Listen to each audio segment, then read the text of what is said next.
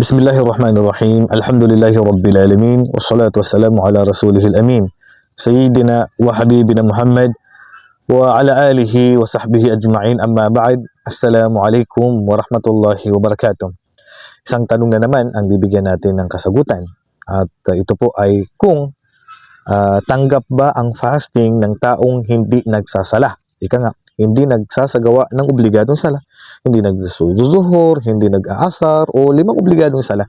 Tanggap ba ang kanyang fasting? So ito po ay pinagkaruunan ng opinion ng ating mga ulama. So ang pag-iwan po kasi ng sala ay dahati po yan sa dalawa. Hunaka man taraka salata juhudan li ujubi sala.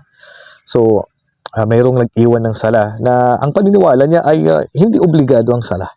So kapag iniwanan niya ang sala na naniniwala siya na ang sala ay hindi obligado, so labas siya sa Islam. So kapag labas siya sa Islam, so hindi na matatanggap ang ibang mga mabubuting gawa niya. Hindi tanggap ang hajj niya, hindi tanggap ang fasting niya, at iba pang mga pagsamba niya. Hindi tanggap. Kasi bakit? Kasi napalabas na po siya sa Islam. Ito po ang pangalawa, at which is ito po ang pinakamarami sa mga kapatid natin, ay ang nag-iwan ng sala dahil sa katamaran. Ika nga, hindi nagsasala, pero alam niya na obligado ang sala. Pero hindi pa rin nagsala kasi nga tamad.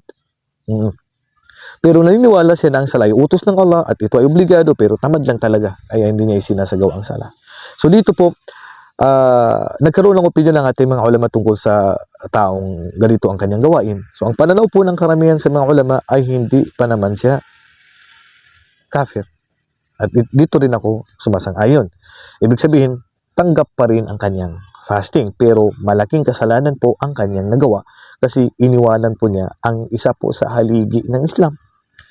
Kahit natanggap ang fasting mo, pero hindi ka pa rin makakapasok sa paraiso dahil lang sa fasting. Kaya kung gusto mong makapasok sa paraiso, ay huwag mong babawasan ang haligi ng Islam dahil lang sa katamaran. Kaya isagawa pa rin natin, isabuhay pa rin natin ang obligadong sala, kasi po mga kapatid, ang obligadong sala po ay unang-unang itatanong po sa atin ng Allah subhanahu wa ta'ala sa kabilang buhay. Sabi ng propeta sallallahu alaihi wasallam, inna awwala ma yuhasabu bihi al-'abdu yawmal qiyamati as-salah, fa in saluhat saluha sa'iru amalihi, wa in fasadat fasada sa'iru amalihi. Ang unang-unang itatanong sa atin, unang-unang checkpoint na pagtatanungan o itatanong sa tao sa kanyang mga gawain ay ang sala.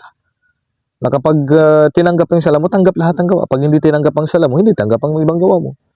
Kaya huwag nating ipagwalang bahala mga kapatid, at dapat hindi lang po dapat sa Ramadan tayo magsasala. Dapat tuloy-tuloy po ang sala natin sa anumang araw, sa anumang panahon, hanggat sa kamatayan. Huwag po natin iiwanan ang sala kasi po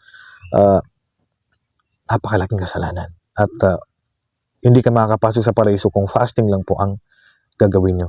So, i-grab natin ang oportunidad mga kapatid habang buhay pa tayo na may sa buhay natin, may sagawa natin ang 5 obligadong sala. At kasama na po ang 5 haligi ng Islam. Hanggat sa kaya natin ay wag natin itong iiwanan. Hanggang dito na lamang. Wallahu a'lam. Wa sallallahu ala nabiyina Muhammad wa ala alihi wa sahbihi ajma'in. Assalamualaikum warahmatullahi wabarakatuh.